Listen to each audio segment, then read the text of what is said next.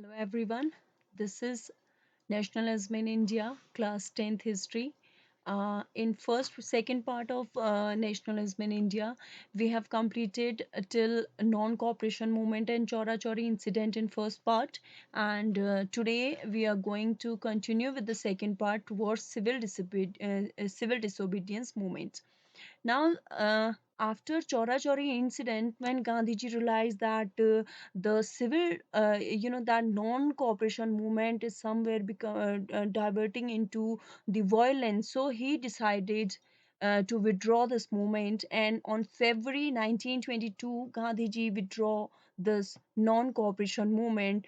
Now he was thinking about a widespread movement and a mass struggle, which is in which should be held in a proper way or in a trained way. So Gandhiji was trying to find out any option or any substitute for this movement, but somehow due to the dropout of this movement, many people they were disappointed with the decision of Gandhiji. And people in Congress, they were divided into so many groups, like the senior leader of Congress party, like Motilal Nehru and CR Das, Chitranjan Das. They formed a Swaraj party where they decided to rule over the country. Swaraj means self rule. And they uh, told Gandhiji that now we should switch towards the council politics. Council politics means where the group of some people, they come together and they used to take decision on behalf of the other people, and this way they used to rule over the country. And they also suggested that we should rule according to the Government Act of India Act of 1919. Now, what was the Government of India Act 1919? This act was, under this act, the this act was passed on the basis of recommendation of Manford reforms. It introduced provincial government, DRG. Now DRG, they have written here, DRG means the dual government or dual rule. Like, one way the British government was ruling through the British Parliament on India, and on the other hand the Congress leaders were ruling. Now under this DRG, they were the British government or the British Parliament was making rules for the country on behalf of the people. And this way the British Parliament was claiming to rule over the country. Now Jawaharlal Nehru, Motilal Nehru and C.R. Das, they were in favor of the Swaraj party. On the other hand, the young leaders of Congress, like Jawaharlal Nehru and Subhash Chandra Bose, they became very aggressive, and now they were forcing Gandhiji to start a mass agitation that is based on the radical psychology. Now radical psychology means, under the radical thinking, it is a revolutionary thinking. Some radical thinkers do not even care about the logic, reason, or anything else except their ideology. So these leaders, the young leaders of Congress, they became, I mean, their blood was boiling and they want to protest against the British government. Meanwhile, under within the country, we also noticed the drawbacks, or we can say the results of First World War. Now after the First World War, along with other countries, India also faced economic depression. The agricultural prices were fall down, and the farmers, they were unable to sell their crops, and they were also, the peasants were unable to sell their harvest, and they were not paying the revenue on time. So this by 1930, we can say, by 1930 whole country was in a turmoil, was in a great disturbance. Now everywhere people were unsatisfied, peasants, workers, and businessmen, all the classes like Hindus, Hindu Muslim rights were also there.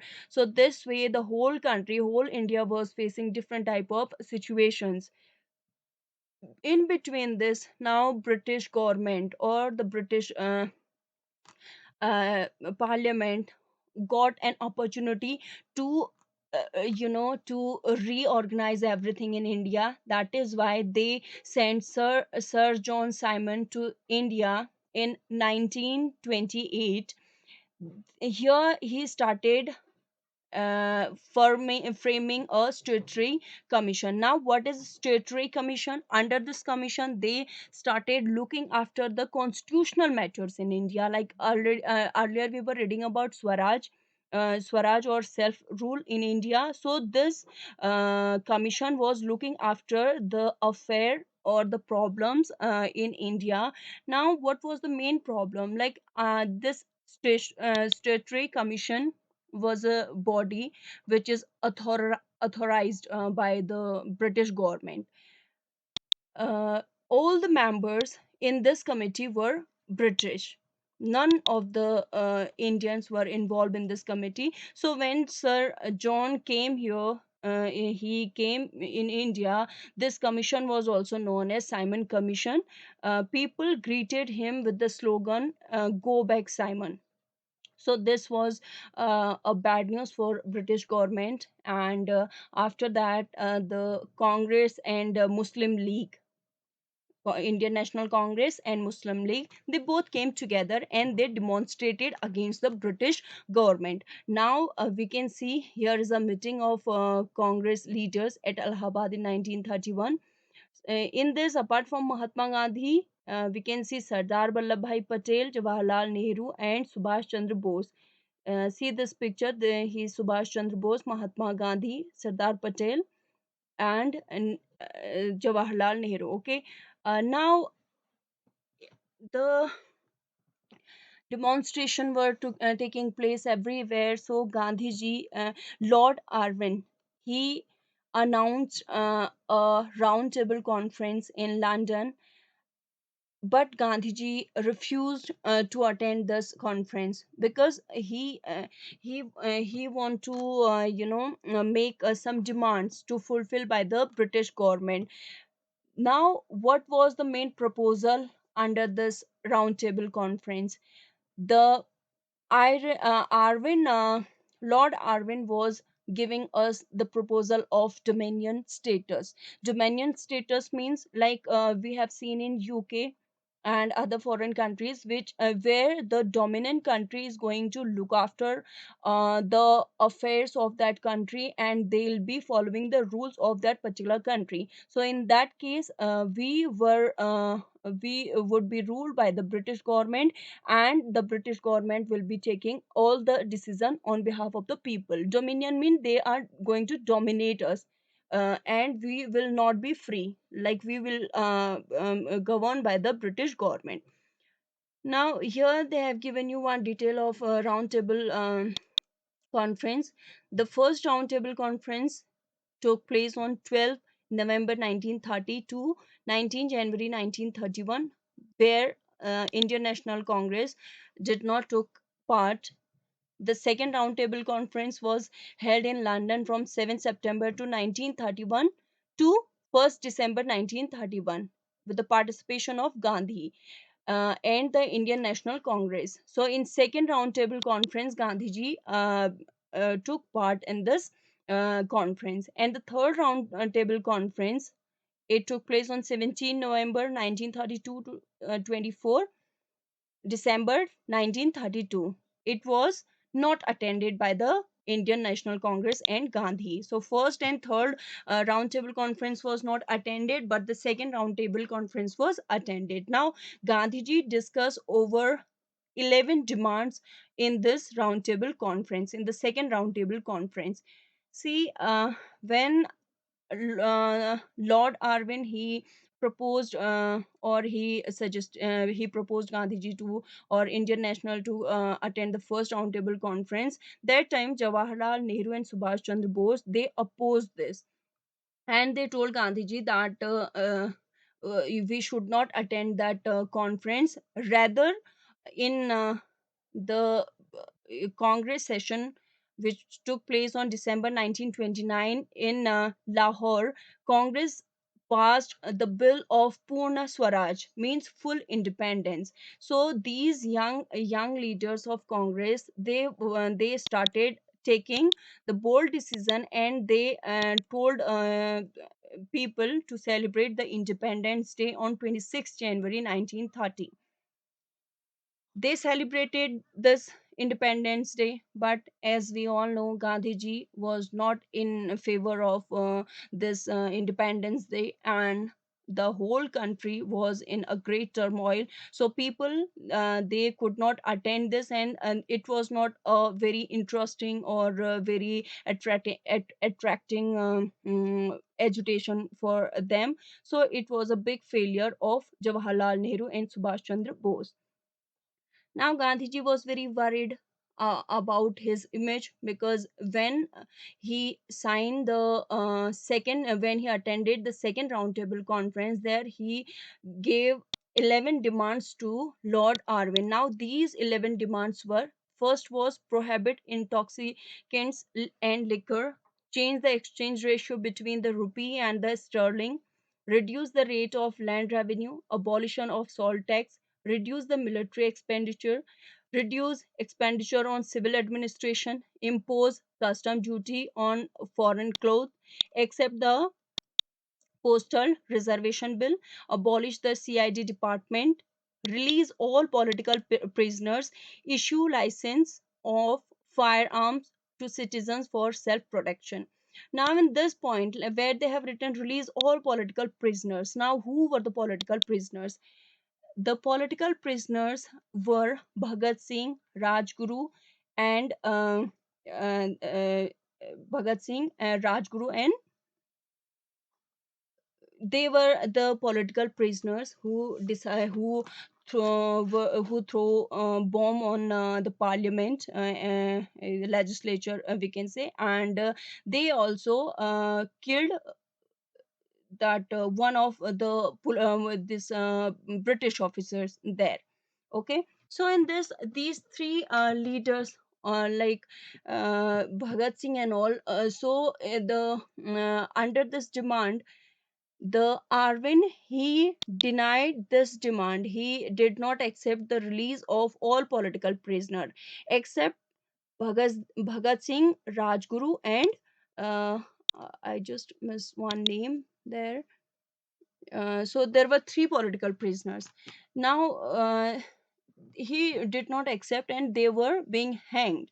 So the people throughout the country, they stormed, and they started opposing Gandhiji for this decision, because Gandhiji have attended this meeting, second round table conference, and he accepted all the demands of Lord Arvind, and this act was known as Gandhi Arvind Pact. Okay, so due to this, this these 11 demands, people, they now they have started opposing Gandhiji, and all the classes, like industrialists and peasants, farmers, and rest of the people, they started opposing Gandhi. Now it was a challenge for Gandhiji to start a new campaign. So on 11th March, he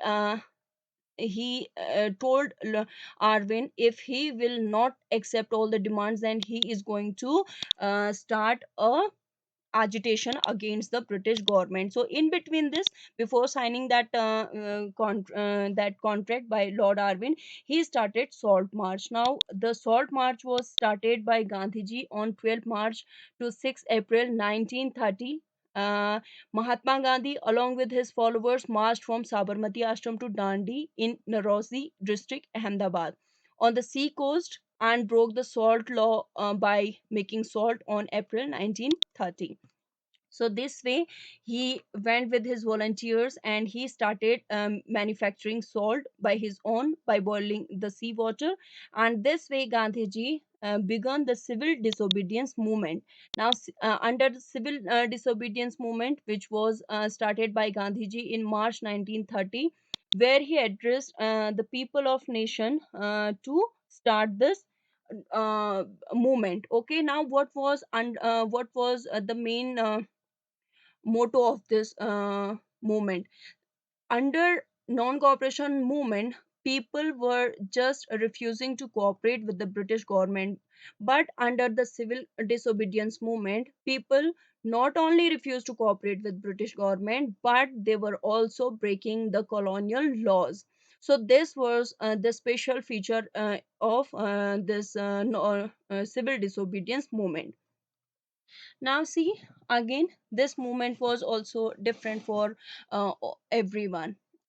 As we studied about non-cooperation movement, that non-cooperation movement was different for all the classes. Like it was different for town and countryside people, big businessmen, peasants, and even the tribal people. So how it was different for all the people. Now here we can say, as the civil disobedience spread, people started boycotting foreign cloth, liquor shop, and they picked all the items from the shops. They refused to pay revenue. Now there was a chowkidari tax in the rural areas. Now what was the chowkidari tax? It was a kind of tax which was collected from farmers in the period of 1907. The Secretary of the State collected the tax from farmers for the compensation of village watchmen, so it affected the poor farmers. So this way we can see that, people in the rural areas, they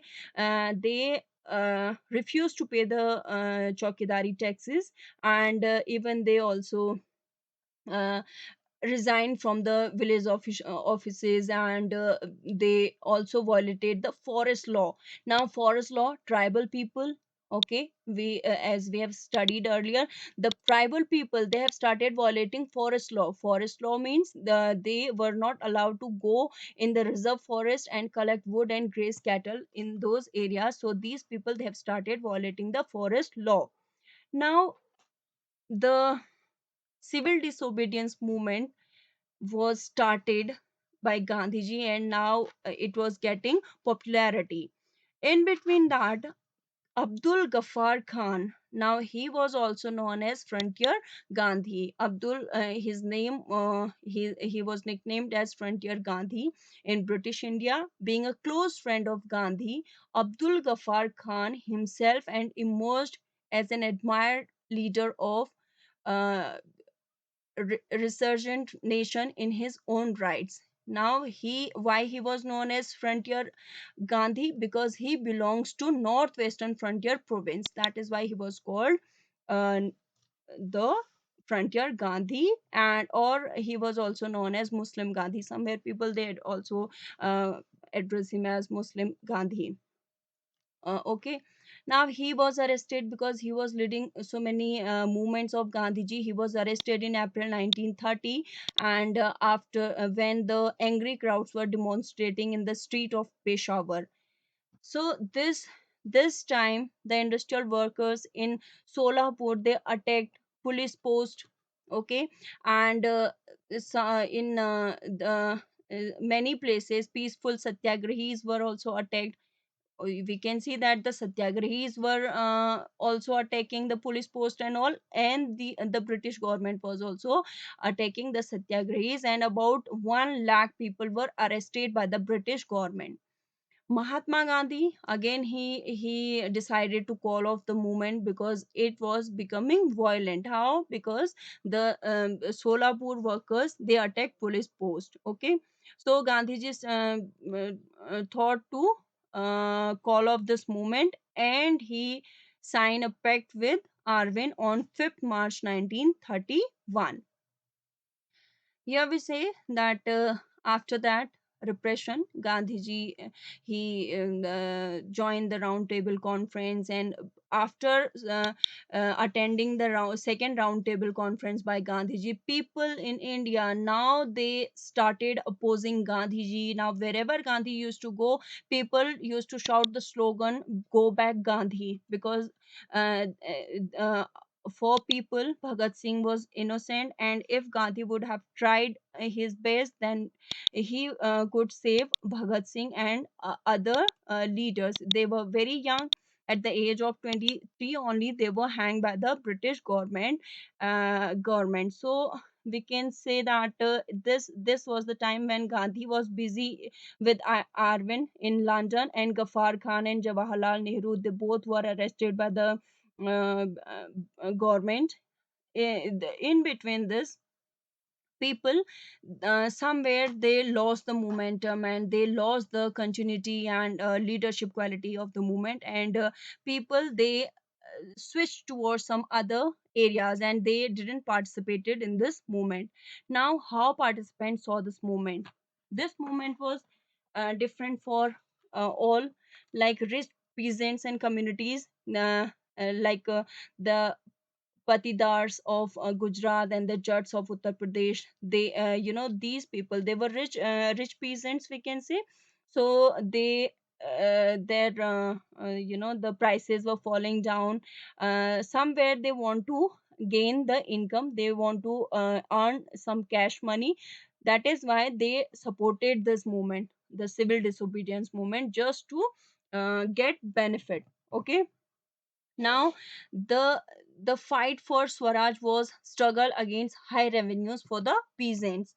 Now, when this movement was called off, people were deeply disappointed by Gandhi, and the poor peasants saw this movement as now they are not going to pay the taxes, the revenue, and they will be cultivating in their own land. Okay, so this way we can see everywhere the people they are depressed, and they are somewhere they do not want to continue with Gandhiji, because the people they saw the up and downs in the movements, and whoever was supporting, like rich businessmen or the peasants, they were joining this movement for their profit only. The rich businessmen or the peasants, they want to get high prices or cash income. They want to boycott the British cloth, just to raise their industrial production up.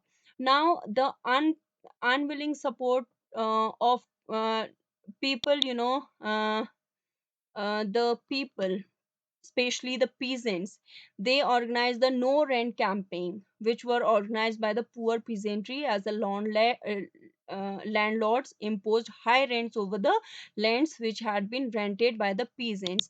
Now the landlords were paying high tax or high rent, so the peasants they started no rent campaign. But these peasants were not supported by Indian National Congress or by Gandhiji. So automatically you can see here, these people, again the poor peasants, they opposed Gandhiji here. Now business class, we can see that Indian Industrialist and Commercial Congress in 1920, they also started supporting this movement for their benefit. They started the Federation of the Indian Chamber of Commerce and Industries, FICCI, in 1927. They were apprehensive of militant activities of growing influence of socialism among the younger members of the Congress. Now they just want to influence them to join the industrial goods, or to purchase in Indian goods. Now the young industrialists were Purushottam Das, Thakur Das, and G.D. Birla. They were young industrialists, and now these people they have started making their own industrial goods for people. See, as the uh, Congress or the people, they saw that the Round Table Conference was a big loss or a big failure for the business class, or for the peasants. So these people somewhere they also worried about their situation. Now they were worried that how they are going to survive in future. Industrial working class, also after the failure of this um round table conference, they also didn't participated in this movement. The somewhere the peasants from Nagpur region they supported, because that was the hub of industries we can say, and the workers they were not getting proper wages. The workers were working in the mines under a very serious condition. So they boycotted the campaign, and for boycotting the foreign goods they wore Gandhi caps. Now this would be the question, that which workers in Chota Nagpur, no, which workers wore Gandhian cap? So the answer would be the workers in Chota Nagpur mines. So this way, by wearing Gandhi cap, they participated this movement and they protest against the foreign companies. Now, who made the civil disobedience movement successful? Participation of women, because we saw earlier that the businessman, peasants, and most of the Congress leaders they were not satisfied with the policies of Gandhiji, and rest of the population they were angry because Gandhiji could not save Bhagat Singh and his friends. So women, especially the women, they joined this movement, the from urban areas, the high caste families, and from the rural areas, rich peasants and household ladies they joined this movement. And after, apart from the women, the untouchables, okay, the untouchables also joined this movement. Now untouchables were the people who were called outcasts. Now they were oppressed, they were they sometimes they used to call themselves Dalit, okay. And Gandhiji, he was also fighting against the caste system in Indian society, and he was fighting against the high caste Hindus who made the caste system. Gandhiji called those untouchables Harijan. They called that we should not call them untouchables, rather we should call them Harijan, the children of God. On the other hand, he was also opposed the the behavior or the untouchability with the people, the cleaners, usually called bhangis. He also called them the um, the Dalits we can say. So he put them in the categories of reserve category. In between this, from Maharashtra and Chota Nagpur region, people they organize the rallies. Okay, these are the limitation. Now the poor people, depressed classes, women, and the workers they supported this movement. After that, we see that uh, there was a clash between Mahatma Gandhi and the these Dalits we can say, because the Dalits were demanding separate electorates for them. Dr. Rajendra Prasad, he was a young leader that time, and he told British government to make a separate electorate for them. Now, what do you mean by this separate electorate? According to the separate electorates, they will be having separate seats and a separate government for the Dalits. There they will have their separate constitution, and it will make sure that in future if they are going to make um, uh, more places of Dalit reserve categories, then in those places also the Dalits rule will be followed. Okay, so the separate constitution and separate constituencies. But Gandhiji he opposed this. Gandhiji began to the fast onto death. So this way Gandhiji opposed the Dalit. We can say Gandhiji now he had to face the opposition from Dalit society, but somewhere Dr. Rajendra Prasad he accepted the demand of Gandhiji, and he he supported his uh, demand, and this demand was known as the Purna Pact of September 1932. Okay, Purna Pact of 1932 was an agreement between Bhimrao Ambedkar and Mahatma Gandhi on the political representation of the depressed classes. In the end, Gandhi and Ambedkar came to an agreement, the Pune Pact 1932, that discarded separate electorates. Now, there would be no separate electorates. After that, earlier we have studied about Indian National Congress and the division of Indian National Congress. There also in Congress, they made the Hindu Mahasabha. Now, Hindu Mahasabha, it was made by Vinayak Damodar Savarkar, Lala Lajpat Rai, Madan Mohan Malviya. They were the founder of Hindu Mahasabha. Now, in Hindu Mahasabha was the main reason for Hindu Muslim communal clashes, communal riots everywhere in the country. Now, Muslim League was blaming Indian National Congress to be a a Hindu political party, and the Hindu Mahasabha to spread the communal riots. But still these, these people, they were demanding their separate electorates, like Muhammad Ali Jinnah. He was also supporting the separate electorates for Muslim, but again the Indian National Congress, they rejected their demand. And after this rejection, they compromise, like they started compromising with Hindu Mahasabha.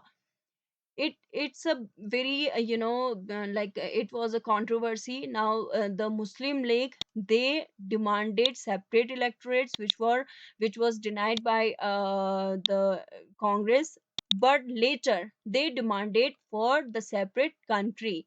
In this paragraph you can see that how Muhammad Iqbal, he explained this communities, Muslim community, and how they should demand for the separate nation, and how if they'll be living in India, the Hindus are going to dominate them. So everything, read this source deep properly.